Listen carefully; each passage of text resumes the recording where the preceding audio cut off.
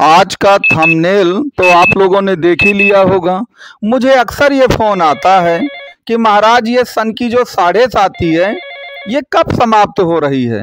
सब जगह आप देखते होंगे कि 29 मार्च 2025 को सन की 7.5 समाप्त हो जाएगी, लेकिन मेरा उनको जवाब होता है कि वास्तव में सन की जो 7.5 है वो 28 फरवरी को ही आपकी समाप्त हो जाएगी।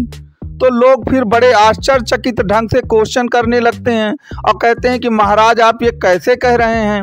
तो उसी प्रश्न का उत्तर मुझे लगा कि मैं आपको वीडियो बना करके दूं। तो बंधुओं, आप ये जानते हैं कि इस समय सूर्यदेव जो हैं वो कुंभ राशि में 12 फरवरी से चले गए हैं और 28 फरवरी को शनिदेव को वह अस्त कर देंगे। तो आपको मालूम है कि शनिदेव के कारण ही 7.5 हो रही थी।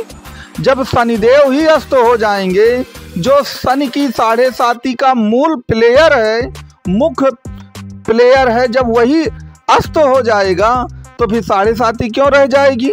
आप ये सोच करके देखिए भाई, सन की 7.5 क्या है। शनिदेव चंद्रमा को पीड़ित करने के लिए आते हैं।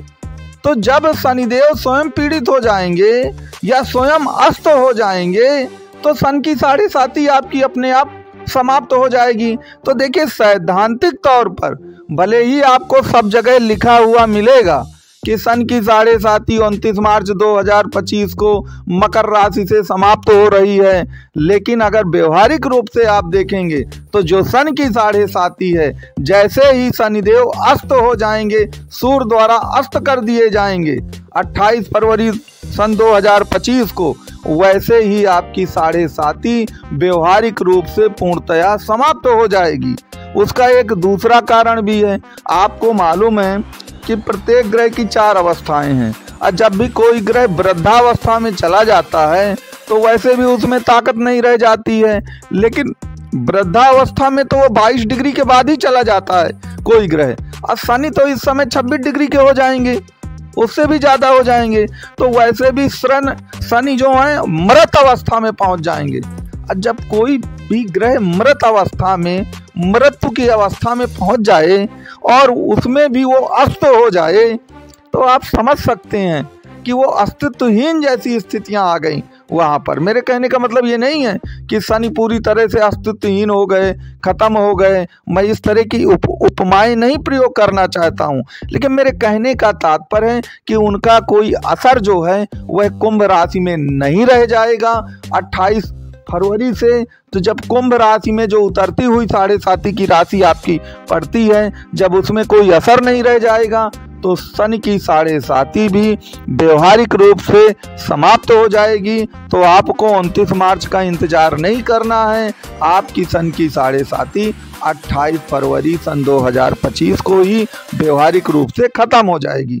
तो अब मूल प्रश्न ये है कि भाई सन की 7.5 आए जाए, खत्म हो जाए, भाई उसका परिणाम क्या होगा, वो मूल प्रश्न है। तो देखिए, सबसे पहला जो परिणाम होगा कि सन की 7.5 में क्या होता है, जो मैंने अभी शुरू में आपको बताया कि शनि आपका मन और दिल दोनों तोड़ने के लिए आए हैं। तो जो मन और दिल आपका टूट गया था, आत्मविश्वास चूर चूर हो गया था, आपको लगता था कि कभी भी अच्छे दिन नहीं आने वाले हैं, जैसे हम हैं उसी तरह अब जीवन भर चलना है, तो आपको यह सोच निकाल देनी चाहिए। निश्चित तौर पर परिवर्तन आएगा और निश्चित तौर पर आपका जो टूटा हुआ दिल है वो फिर जुड़ जाएगा और आपके जीवन में खुशियां आएंगी। सबसे पहली बात ये ध्यान रखिए। दूसरी बात आप याद रखिए कि जब शनिदेव जो हैं चंद्रमा को पीड़ित करते हैं, तो चंद्रमा को कौन सा दूसरा ग्रह है जो सबसे ज्यादा पीड़ित करता है, वो है राहु। तो सन की 7.5 में राहु भी एक्टिवेट हो जाता है। अब जब राहु एक्टिवेट हो जाता है तो चंद्रमा बुरी तरह पिटता है। तो जैसे शनिदेव अस्त होंगे, आप देखेंगे राहु का जो जलवा है वह भी बहुत ज्यादा बुझ जाएगा, खत्म जैसे होने लगेगा है। तो चंद्रमा जो है वह शनि और राहु दोनों की गिरफ्त से बाहर जाने लगेगा। जब चंद्रमा शनि और राहु की गिरफ्त से बाहर जाने लगेगा तो याद रखिएगा आपका आत्मविश्वास मन की खुशी, दोनों ये जो कार्य हैं वो सफल होंगे। अब राहु को तो आप जानते ही हैं, राहु आपको हर प्रकार के गलत कार्यों में फंसा के रखता है। अब कौन से गलत कार्य हैं? कोई बेचारा कोर्ट कचहरी के जाल में फंस चुका है तो वह दिन रात उसी को सोचता रहता है कि भगवान करे पता नहीं क्या हो, मैं जेल चला जाऊं या मेरे खिलाफ निर्णय हो जाए। राहु किसी को प्रॉपर्टी के केस में लड़वाता है या कुल मिलाकर झूठे केसों में फंसाता है। राहु के कारण आपके पास तरह तरह के दुश्मन आपके पैदा हो जाते हैं। तो ये जितने भी गलत कार्य आपके साथ हुए हैं, जिनके कारण पिछले 6-7 वर्षों में आपने बड़ी मुश्किल से कठिनाई भरा, संघर्ष भरा जीवन आपने जिया है, उन मुसीबतों से, उन परेशानियों से आपको एक प्रकार से निजात मिलेगी। तो एक चीज और याद रखिएगा कि राहु लोगों को जब फंसाता है तो केवल वो व्यक्ति को बस नहीं फंसाता है, वह आपके मान सम्मान धन सबको फंसाता है। अगर आपने किसी को धन उधार दे दिया, अब पता चला पिछले 7 साल से आप चक्कर लगा रहे हैं और वह धन की मात्रा बहुत बड़ी है, तो इसके सिवा मान लीजिए आपने कहीं से धन उधार ले लिया था बैंक से या कहीं से, अब पता चला उसका ब्याज चुकाने में ही सारा जीवन बीता जा रहा है। तो ये जो पैसा लेना देना, ये जो परेशानी और मुसीबत आपके पास आई है, इससे भी निश्चित तौर पर आपको बहुत बड़ी राहत मिलने वाली है। और एक चीज ये भी याद रखिएगा कि भले ही हमने शनि और राहु चंद्रमा की बात की है, अभी कुंडली में अन्य ग्रहों का भी महत्व अपना है।